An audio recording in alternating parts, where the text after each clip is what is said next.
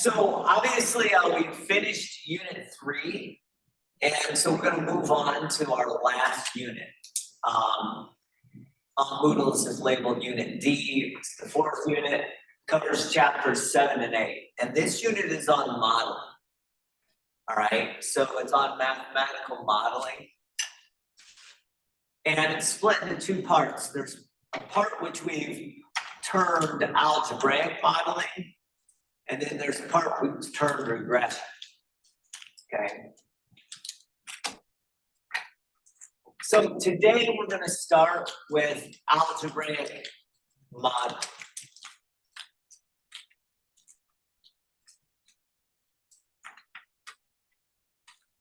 So let's take a look at that. So the goal in this modeling unit is to build a mathematical expression or a mathematical equation that emulates some real life situation. So building a mathematical model is just a math expression or a math equation that emulates some real situation.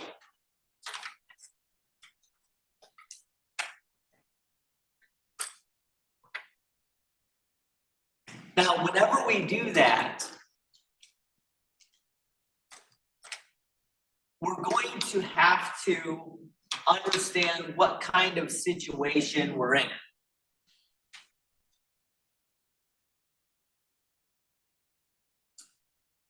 Some models are going to be the mathematical equation is going to look one way, and other models, the mathematical equation will look a different way. All right. We've seen algebraic expressions that are really simple and algebraic expressions that are really complicated too, right, already in this class. So we need to figure out what sort of situation we're in, and then how do we find the best model that we can. Sometimes our models can be based on the created from the situation that occurs in an exact way. Sometimes the best model we can get is an approximate model. Sometimes it comes from data. All right, that's essentially what the regression is about, building models from data. Algebraic modeling is essentially we're going to build models from the situation that it's in. All right. And then, as always, we want to ask ourselves, how well does our model fit the actual situation? Sometimes it's going to be a perfect fit. Other times there'll be a little bit of error we have to understand that could occur. All right. And like I said, when I say best fit, certain models are going to fit perfectly. Other models are going to be best fit. Okay. Think about trying to create a model for predicting how tall my child is going to be. Well, it's probably not going to fit exactly. No matter what model I pick, it's probably not going to fit exactly. It's going to be a best fit, but maybe not exact. But something like a model to predict how much I'm going to have spent on my home loan in the next year, well, that's something I can predict exactly. Like I know exactly how much the bank's charging. All right. So that's an example of exact fit models. Sometimes models describe situation and it's just the perfect numbers, right? Your inputs and outputs are perfect, like modeling interest in banking situations. If I tell you I'm gonna put $5,000 into a CD and that CD is gonna gain 3% interest over 5 years, you can model exactly how much that's gonna be worth in 3 years, 5 years, or whatever.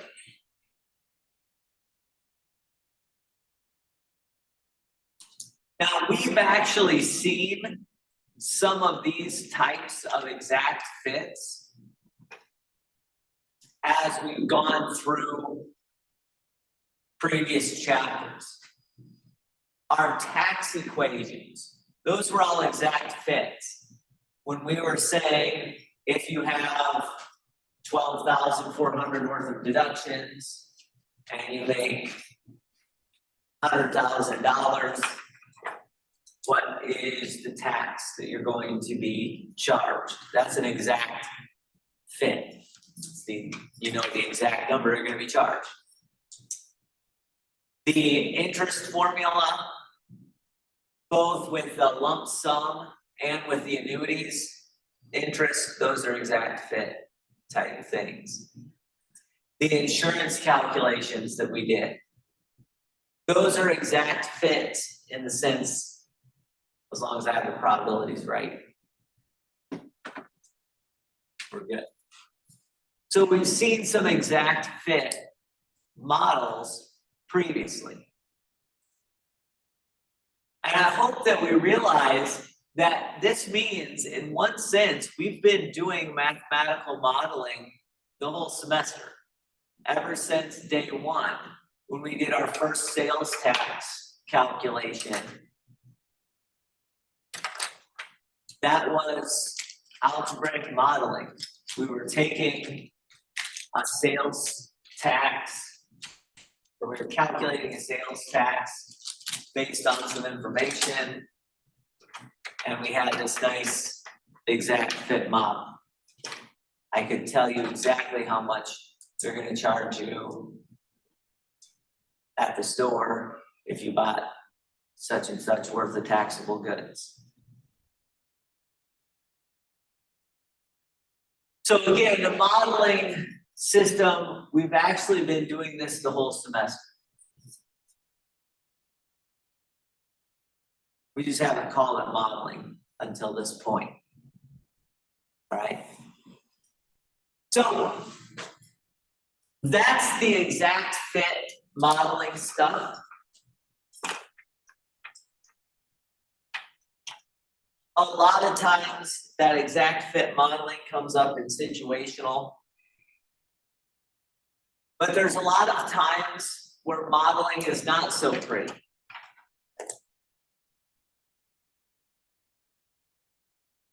Like I said, if I were trying to use data to predict how tall my son is going to be when he is in 6th grade,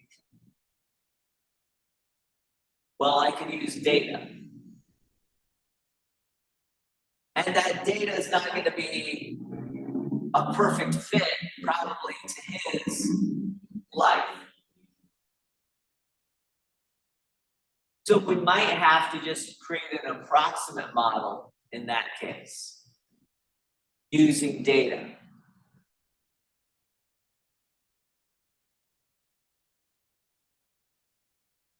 And you can get approximate models in other ways too, not just by using data.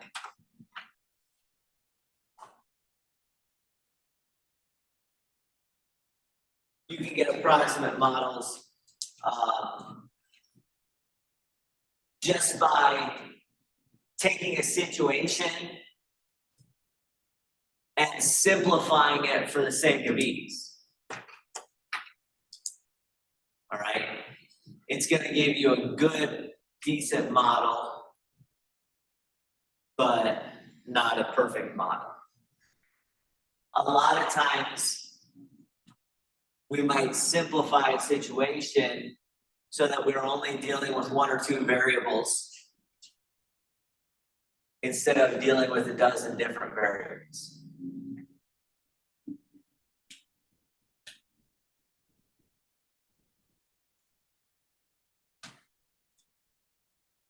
That makes sense.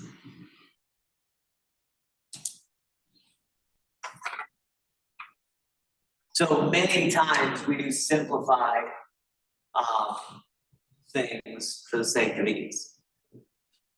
All right. So algebraic models are coming up with the idea behind algebraic models is to come up with a mathematical equation based on a scenario.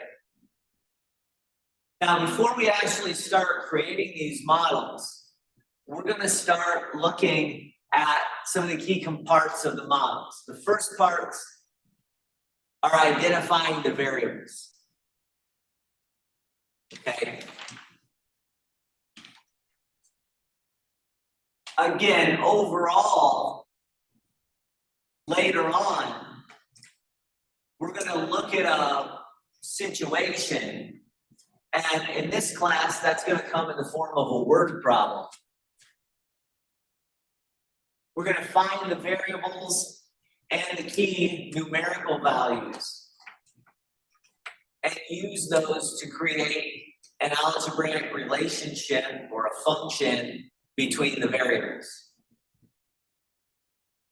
And then after we create the model, that algebraic function, we use that function to do some calculations. All right. So we're going to take a word problem, identify the key variables, identify the key numbers too, and create an algebraic relationship based on the scenario. Then we use that algebraic relationship to do some calculations. All right. So what we're going to do is we're going to start with these first two bullet points. We're going to look at word problems and just highlight some of the key variables in word problems to start out with. And then later on, we'll start creating the relationships. We're not going to do that right this second, though. Okay? So before we do anything, let's analyze and then find some variables. Okay? Obviously, it's a very important part of any type of problem solving when you're dealing with word problems to identify variables. Can't solve, can't create without knowing those variables. Okay. So I've said variable a few times, but remember, again, this slide is just hopefully a reminder to you. Variables are the unknown values that can take on different numerical values that can be changed. That's different than our constants. Those are the numbers which are known.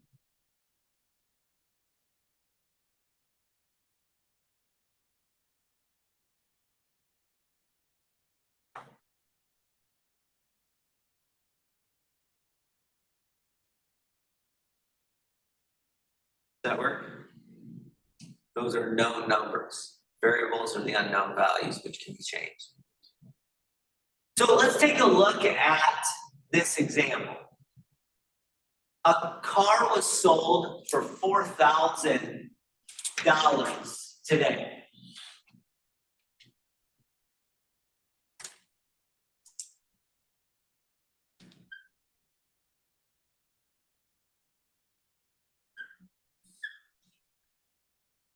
It depreciated by $300 per year.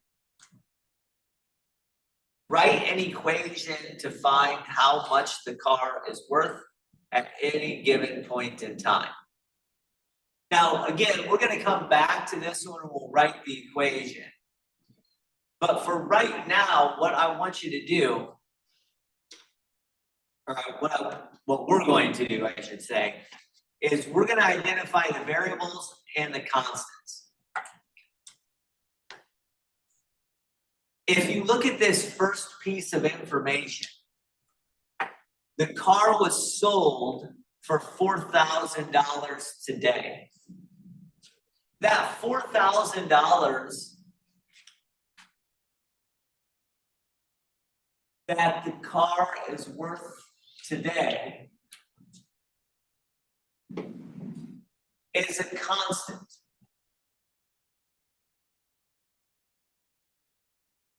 So today's valuation of that car is a constant of $4,000. Notice that in the next sentence it says it depreciated by $300 per year. That depreciation rate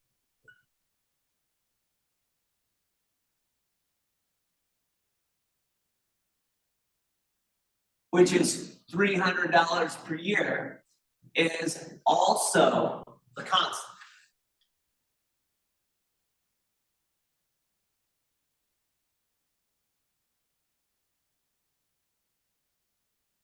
Now, it says write an equation to find how much the car is worth at any given point in time.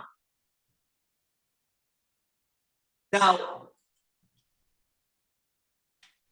the car's worth at an unknown time, at an unspecified time in the future,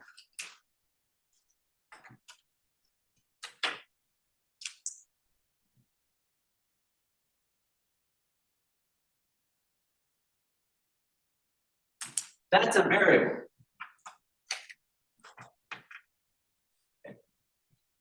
And also, that unknown time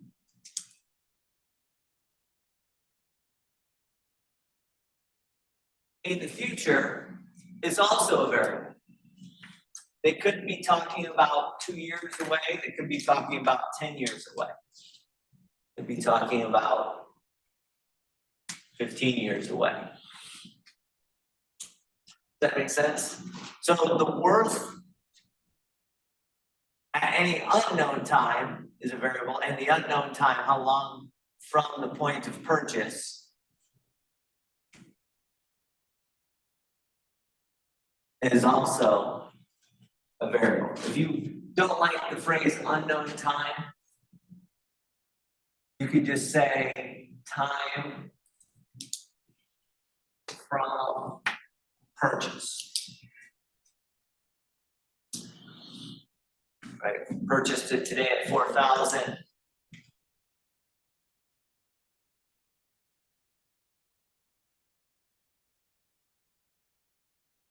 There you go.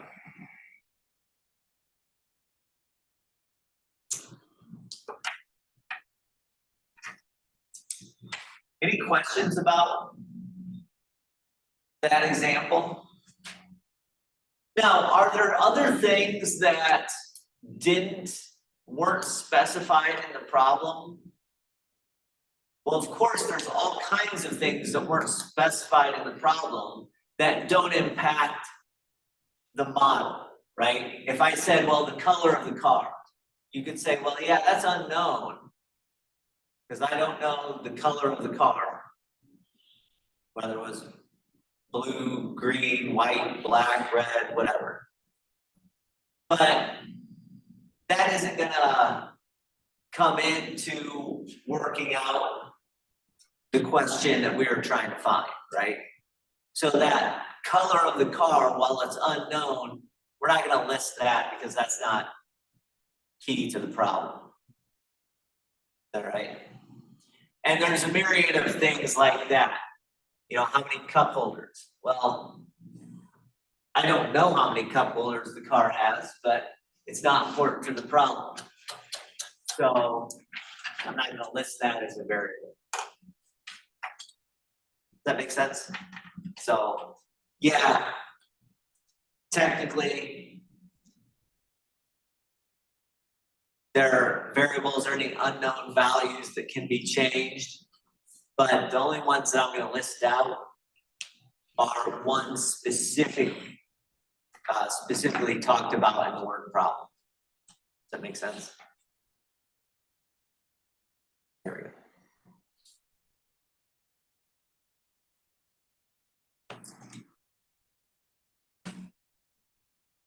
I want you to kind of do the same thing I just did with this problem. Putting $12,000 into a CD that earns 3% interest compounded yearly. And then it says set up the equation. Don't set up the equation. All we're trying to do is find the variables and find the constants. We'll do that problem later.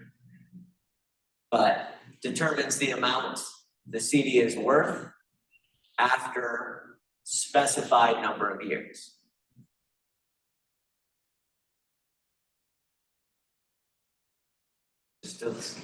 Just list out the constants and the variables.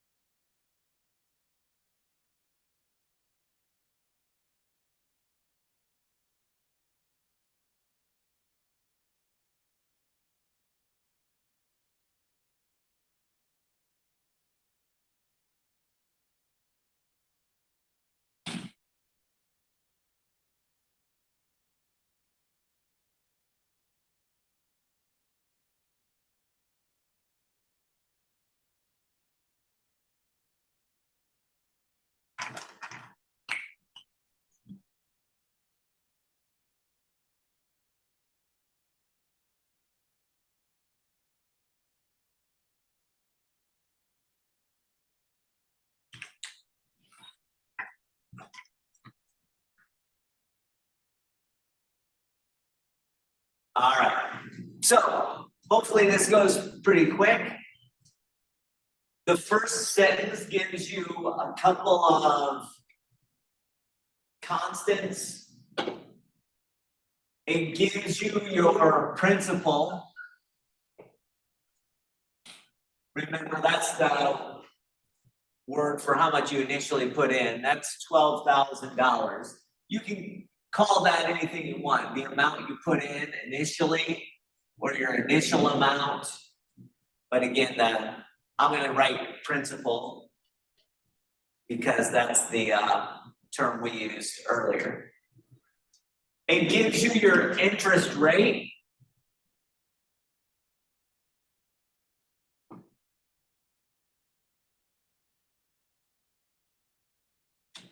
Which is at 3%.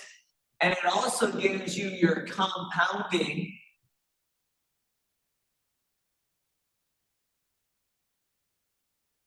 period of year.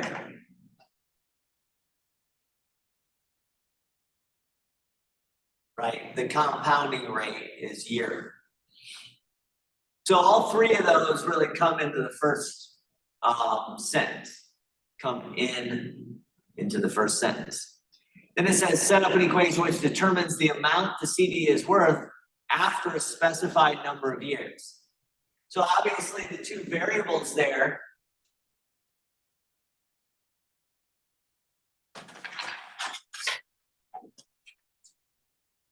are going to be whatever it's worth in the future.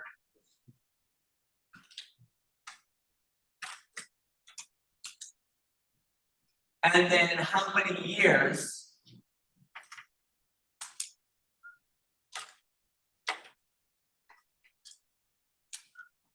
after the investment is made. That makes sense? So, by the way, notice for all these constants, you can put on a specific number. You can attach a specific number to them. Yearly, if you wanted to, you could write, well, in the compounding formula, I don't know if you remember that, you could write m equals 1. You guys know what I'm saying there?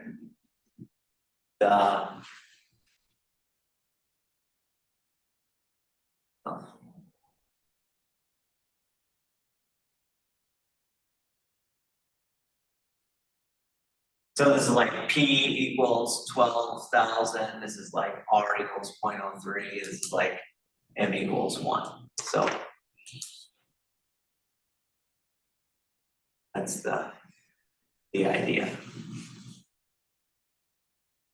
So from our older formula, m equals 1, we wanted to do that. So all of these constants have a specific numerical value associated with them.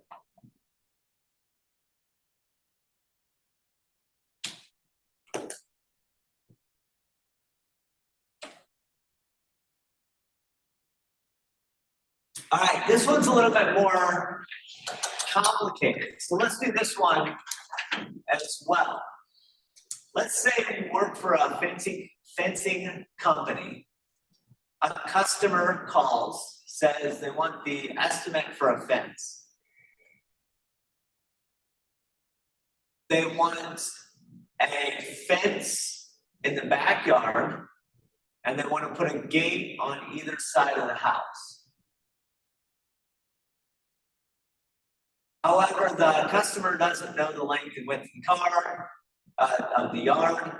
You know that the cost is $50 for each length of fence and $75 for each gate.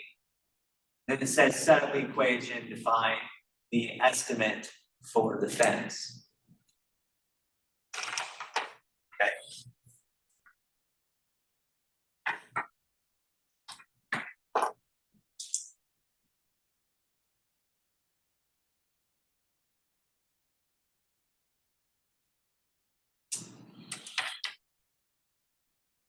Now, the two things that probably stick out the most as constants are the $50 for each 10-foot length of 10-foot section of fence. We're going to call that constant, the fence cost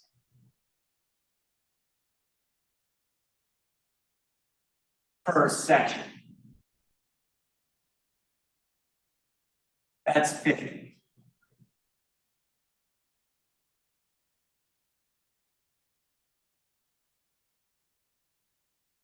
Then the gate cost per gate, it says is 75.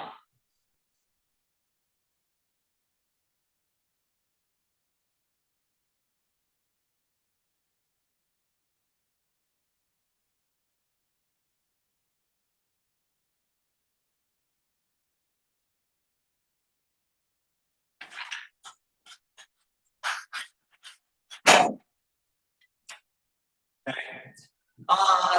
We actually also know the number of gates.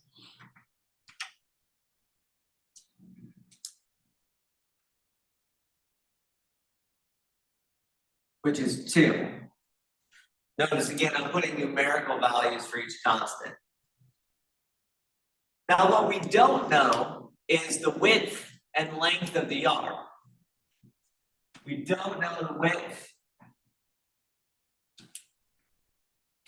of the yard or the length of the yard.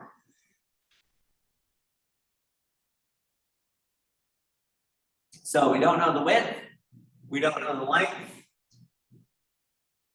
And then if you read the problem, it said, if we set up an equation, can we set up the equation to find total cost? That's another thing I don't know. The total cost is something that I don't know. So it's variable, and it's going to depend on the length and width of the yard.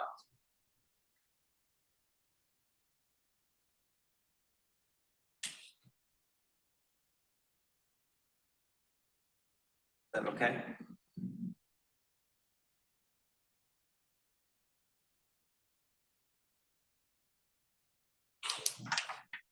Now, again, there's other things that I don't know, but none that are important to this problem. This problem, to find the total cost, we would just need the width and the length of the yard, and then maybe like how the arrangement needs to be made. I won't get into that, but.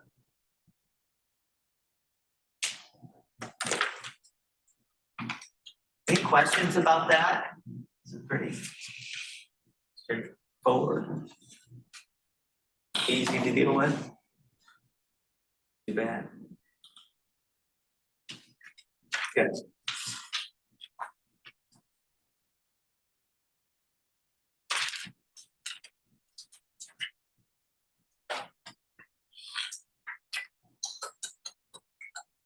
I want you to do this one on your own. I want you to come up with the constants and the variables for this word problem.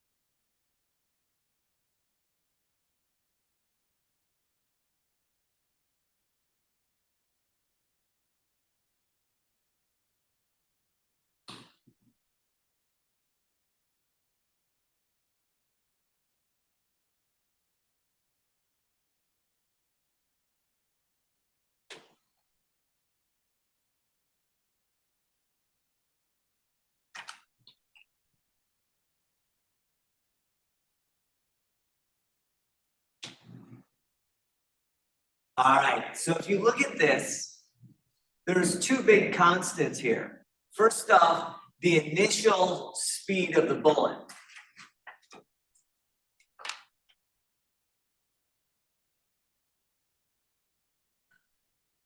That's at 450 meters per second. Second is the rate of gravity. Gravity, it says, is 9.81 meters per second squared.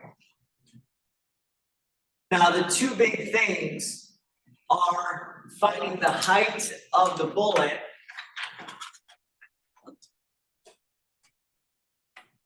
at some time after it's shot. The time after the shot, like how much time has elapsed after this person pulls the trigger, is one variable, and then the height at that time, at this time, those are the two big unknown things in this problem.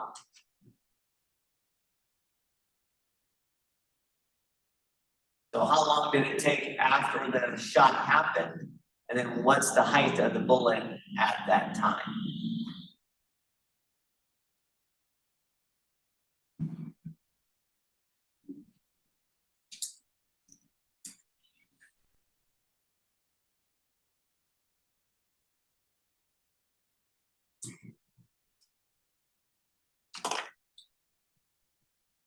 Does that work?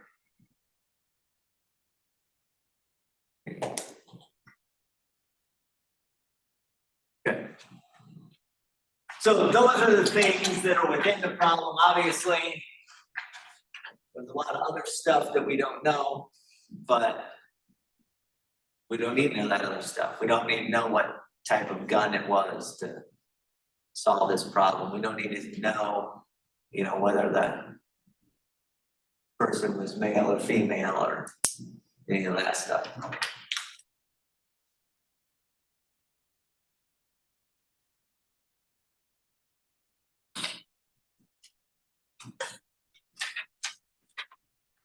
Example 5, that's very, very similar to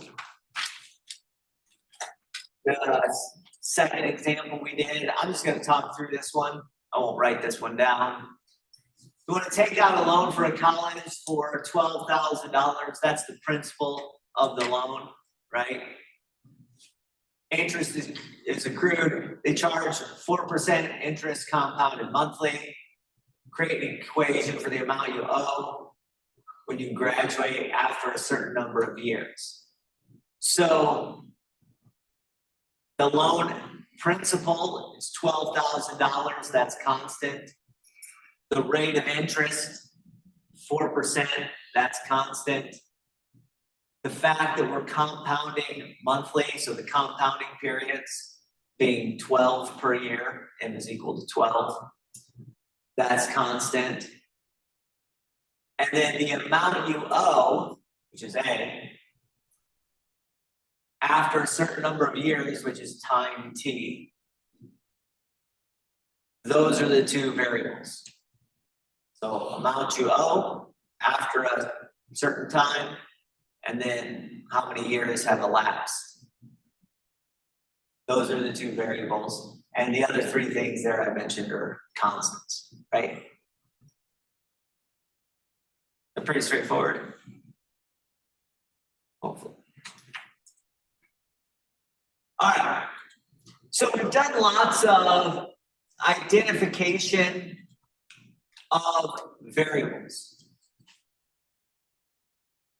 Once we've identified what the variables are and read the word problem, we need to match the word problem to a type of equation or a type of function. In this class, we're going to look at 4 different types of functions. You couldn't say 5.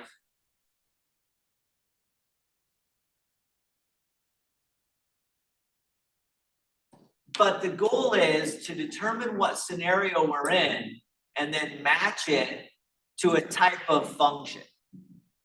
Again, we're going to look at 4, some would say 5 different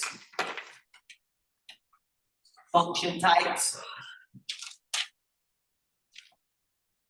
The function types that we're going to look at in this class are linear functions, or you can also write that as linear equations, quadratic functions or quadratic equations, exponential functions or exponential equations, and then we're going to look at a certain type of rational function or a certain type of rational equation. Now later, we will also look at equations that are more complex, but that have been given to us. Does that make sense? So, like if I just tell you, here's the equation you use when you are in this scenario, you say, oh, yeah, that's an equation. It might not fit up there into one of those categories nicely, but I can trust it because it's been given to me. Somebody said, this is how you do this. So the 4 ones that we're going to look at are linear, quadratic, exponential, and like I said, a certain type of rational function. Now, these are not a comprehensive list of all function types. So don't be confused there. These are just the 4 that we're going to focus on in this class. There's lots of other types, but we focus on those 4. So let's talk about linear functions.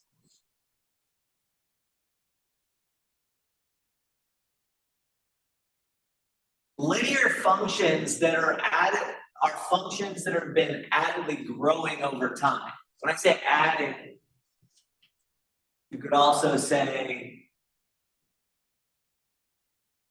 declining as well. So growth and decay are kind of two flip sides of the same thing. So if I said, for instance, my son is getting 1 inch taller every year, that's a repeated addition. 1 inch this year, 1 inch this next year, 1 inch the following year. All right.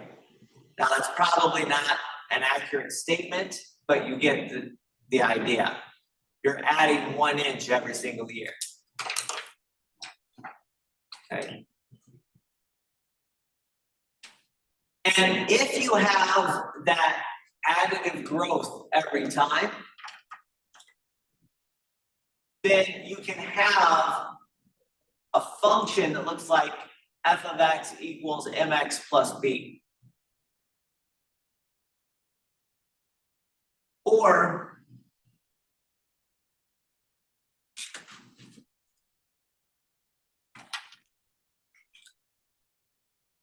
this is the function notation, f of x equals mx plus b, where m and b are just numbers, numerical values.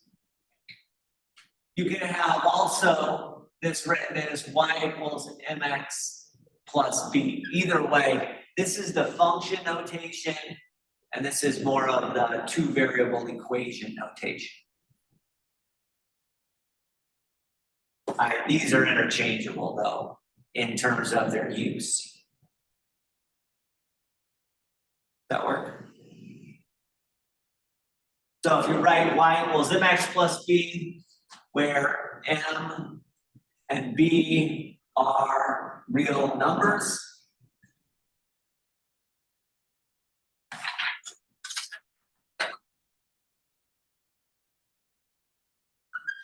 and then x, and then possibly in this one y, are the variables.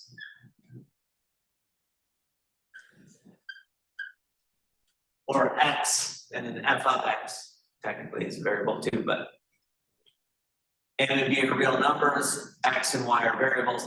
That's the pattern you're going to see in linear equations. And again, this is repetitive, the same growth all the time. 1 inch growth every year. Or you could do the same rate of decay every time too. If I said there is a package of Reese's cups and I'm eating one every day, well, that's a decline of 1 per day, right? So that would be linear, not growth, but linear decay, because you're decreasing by 1 per day. How many are in the package after X days? So that's the idea of linear growth. And again, I wrote the slide in terms of growth, but you can also use decay, additive decay every time. All right. Here's a couple of examples for linear transitions. If you're converting currencies, like you convert US dollars to Mexican pesos, I don't know what the current conversion rate is, but I do know this: if I give the exchange person $1 and you give that exchange person $2, you're going to get back exactly twice as many pesos as I got. because you handed them twice as many dollars. So the number of pesos grows in the exact relation of the number of dollars to the number of dollars. Same thing with stocks. If the current price of a company stock is $50 and you buy 10 of those, and you say, well, what's going to happen if I buy one more? Well, it's still $50. So you add $50 to that. So every time you buy one more, you add $50. Right? It's how many you're buying. There's lots and lots of other examples of linear growth too that we don't need to get into. All right.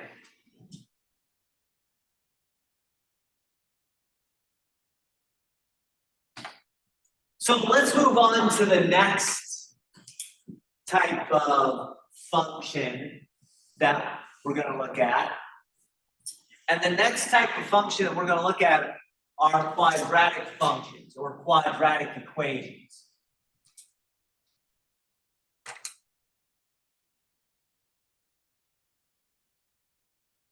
This is something that's growing at a squared rate over time, where our variable has been squared.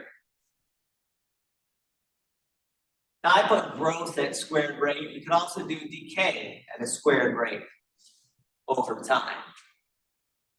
And the equation is going to look like f of x equals ax squared plus bx plus c.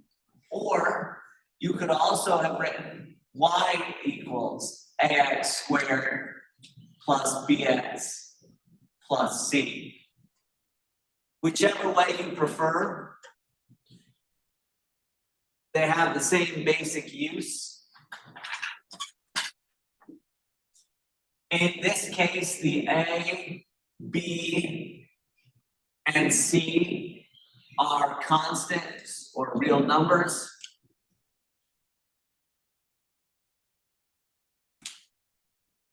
And once again, the x and possibly the y are variables.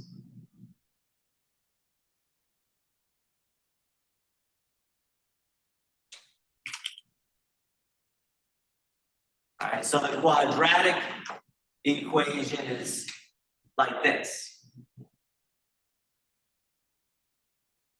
Oftentimes when you're figuring things out and it's dealing with two dimensions, you can end up with quadratic equations because they've multiplied. Like if I'm talking about area of a rectangle, it's length times width, right? And if we have a variable in our length and a variable in our width, oftentimes we can get something squared, depending on the setup.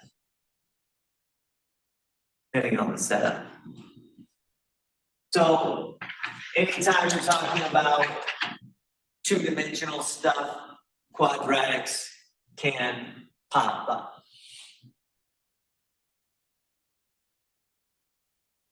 Another place where we're going to see a quadratic is how gravity affects the height of an object. So the effect of gravity on the height of an object is actually a quadratic equation. Back when we, wrong one. We're looking at the variables.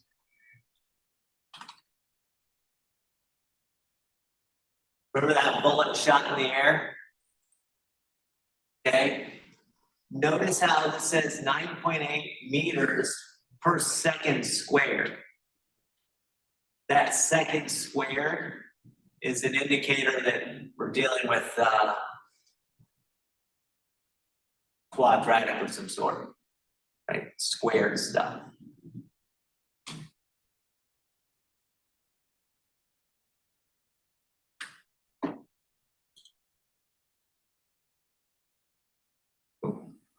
Wrong one. But there you go.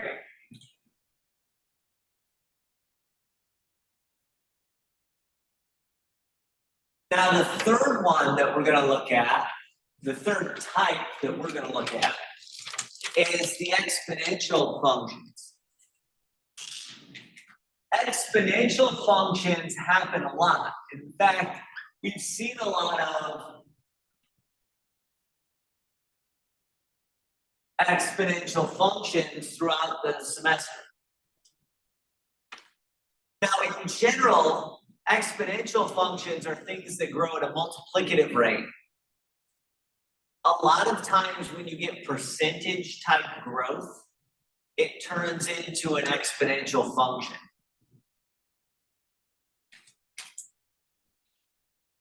So you have this repeated multiplication when you say, well, we're going to grow at 3% this year, 3% next year, 3% the following year. Well, that's just a 3% growth over and over and over. That's a multiplicative growth 3 years in a row. Now, like everything else, it doesn't always have to be growth. It could also be decay. You could decline at 3% every year for 4 years. But the idea is it's repeated multiplication. Now, I'm going to write my general exponential function or my general exponential equation as a times b to the x power.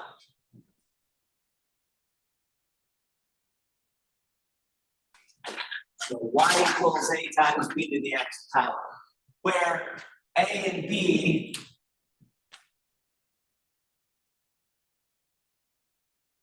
are real numbers. X and y are variables.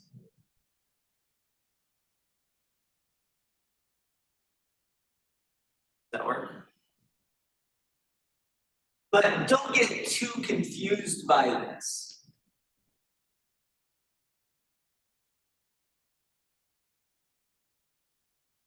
A function derived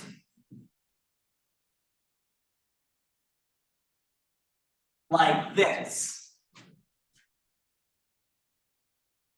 We've seen this function a lot in this semester.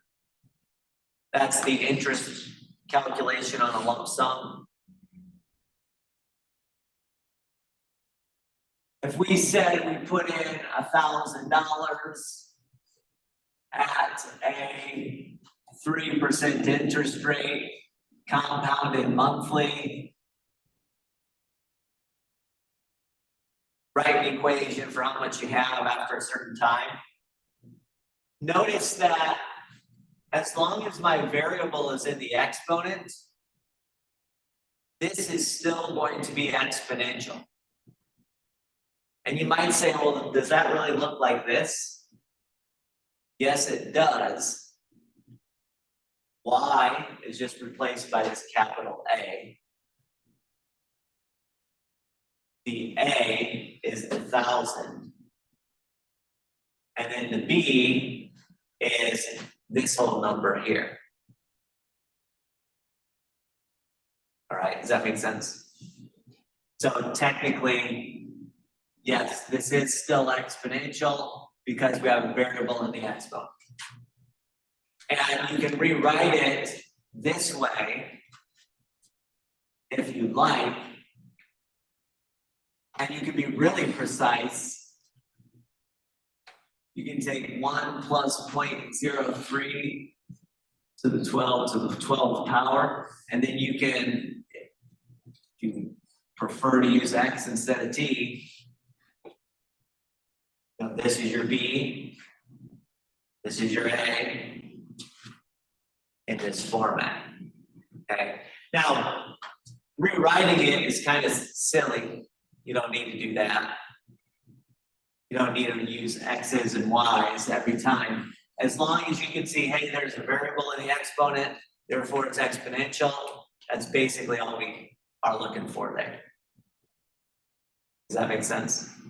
There's no way, no need to rewrite it because that would be more work than we need. So yes, this equation is exponential as long as the variable is in the exponent, as long as we have variable t. Okay. If the p was variable, it'd be a different story. But as long as the variable is in the exponent, that would be an exponential equation. Is that right? Okay.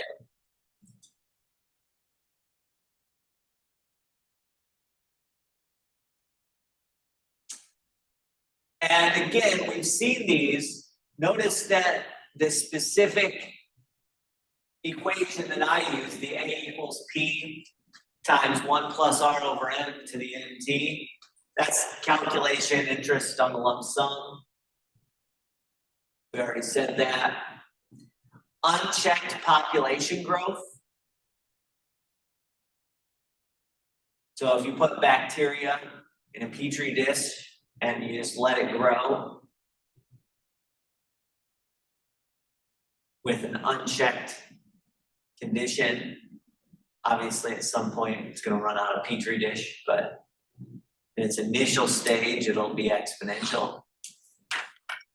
And really any percentage-based growth or decay would be an exponential function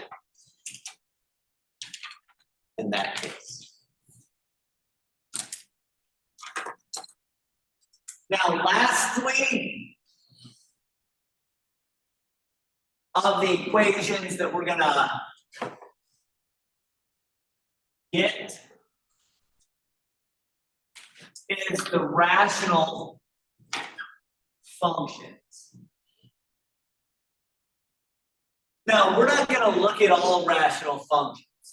Technically, a rational function is any function which can be written as any polynomial divided by any other polynomial. If you take 105, you work with a lot of rational functions. We're going to be interested in this particular version of a rational function. The one that is essentially f of x or y equals a fraction. And the numerator of that fraction is going to be ax plus b. And the denominator of that fraction is going to be cx plus d. A, B, C, and D are all real numbers. And our variables are going to be x and y, or x and the function itself, function output. Okay. So the only type of rational function that we're going to look at in this class is when I have a linear polynomial divided by another linear polynomial. Again, I don't want you to walk away thinking this is the only rational type function. There's lots and lots of other rational functions. But this is the type we look at in this class. It's kind of akin to, we looked at linear, quadratic, exponential, and rational, but there's lots and lots and lots of other types of functions too. But if I deal with one of those other types of functions that don't cover those four I just mentioned, then I'll just give those to you. I'll give the equation to you. Does that make sense? All right. Now, the good thing about rational functions is that they sort of have limits. which means as x gets bigger and bigger and bigger, this type of rational function like levels off graphically. So it gets closer and closer and closer to an actual number.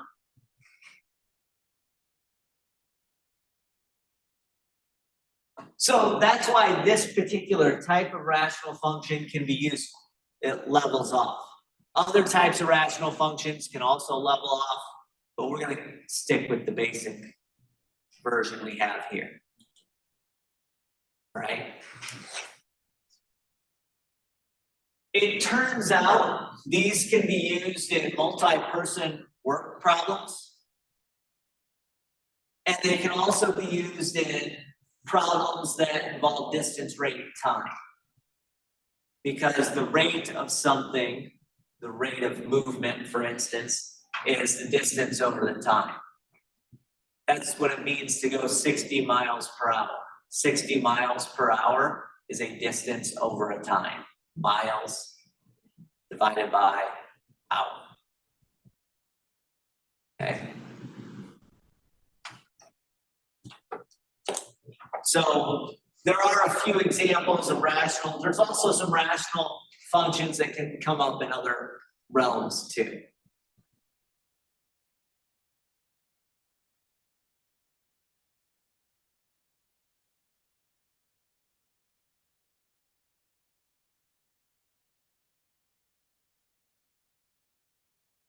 Now, we're going to just identify the function type here. I'm not going to actually create the equation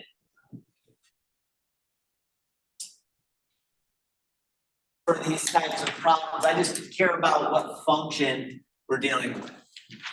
So this first example, which was the example we did first in the last section, said a car was sold for $4,000 today. It depreciated by $300 per year.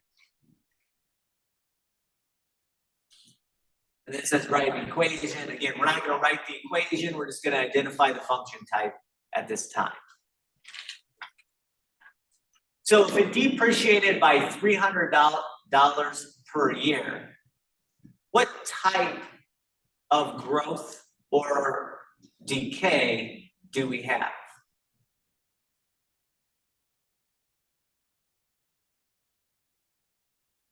But we can eliminate some, right? The quadratic, this is not something that's going to involve a squared component. Nothing obvious. It's not rational. So we have basically a choice between linear and exponential. Because we're decaying at a fixed rate every year of $300, so it's going to be $300 down this year, $300 down next year, and the following year, and so on and so forth. That's a constant rate of decay or constant rate of growth. Therefore, that's linear. All right. So this scenario is linear. And that's all we want to do right now. This scenario is linear. We'll create the equation in a couple of sections. How about this? Again, second example from our variables. We want to put 12,000 into a CD, earning 3% interest, compounded yearly. How much is going to be worth after a specified number of years? What type of function or what type of equation am I dealing with?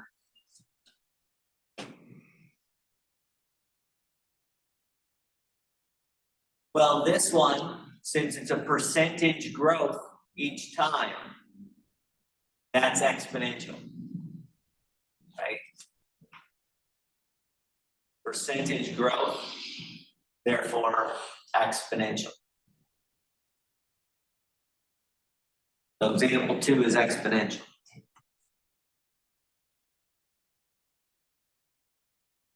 Example 3 is a little bit hard to know.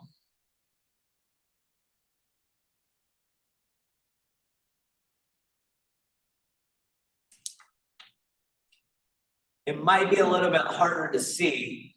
That's the fencing company version.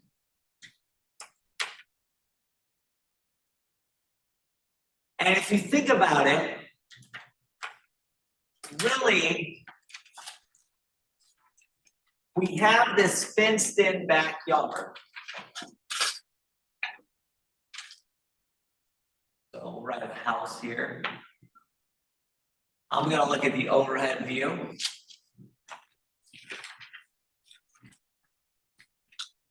So we got a gate, another gate over here. And we were trying to find total cost. Well, cost is just a function of the total length of fence that I need, right? That work? And so this is actually going to end up being linear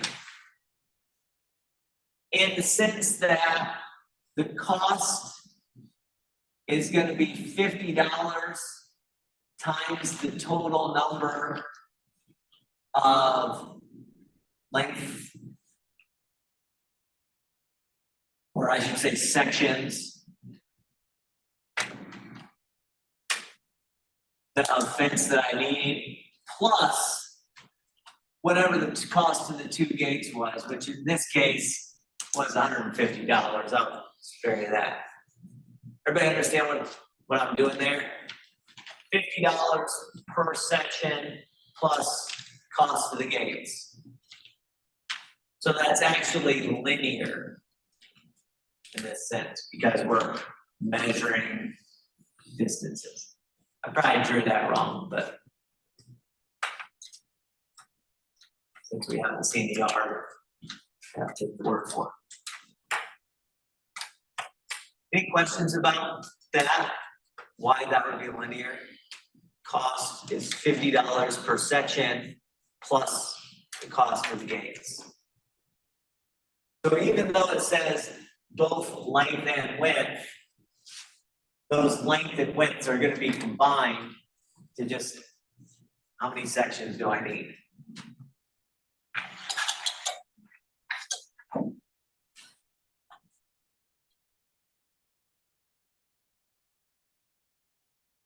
How about this one? Based on what I said earlier, what's this one going to be? Bullet shot in the air, looking at height.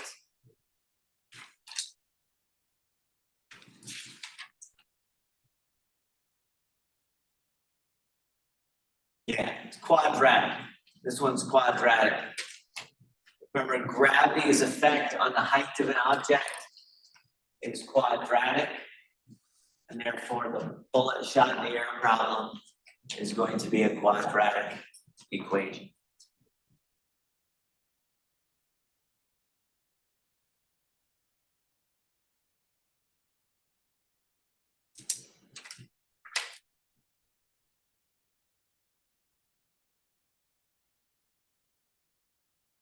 How about this one? Take out a loan for $12,000, 4% interest compounded monthly, an equation for the amount you owe after however many years it takes.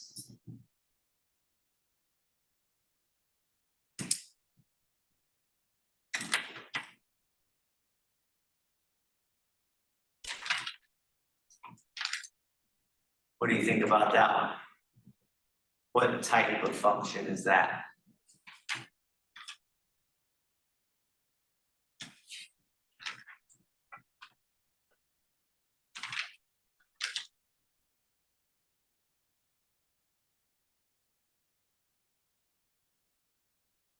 Again, percentage interest growth exponential. Gonna be an exponential type function. That makes sense? Exponential type function. Okay. Now notice I didn't hit, none of these 5 examples were rational. Okay. Rational are a little bit tougher to identify because you have to, in the problem itself, specify that there is a limit, that you can't pass a certain level. All right. So that's the idea with rational functions. You can't pass a certain level. Any questions about that? Oh, hit the wrong button. All right.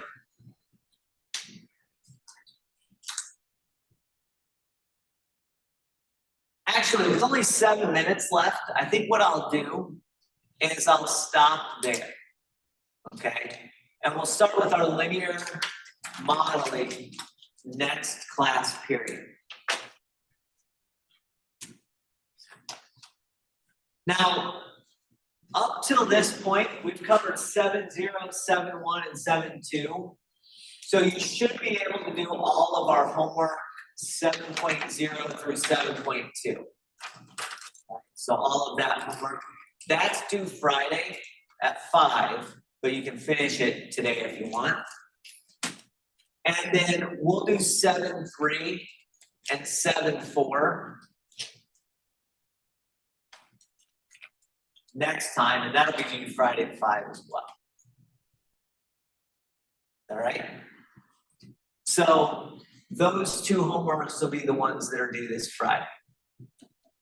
Any questions? No? Pretty easy so far. Next time we'll be actually creating the models and then using them. All right, which is the most interesting part about this whole section. And creating the models and using them, that's what these 3 homeworks are all about. Okay, just different types of models we create. All right, well, I will see everyone then on Thursday.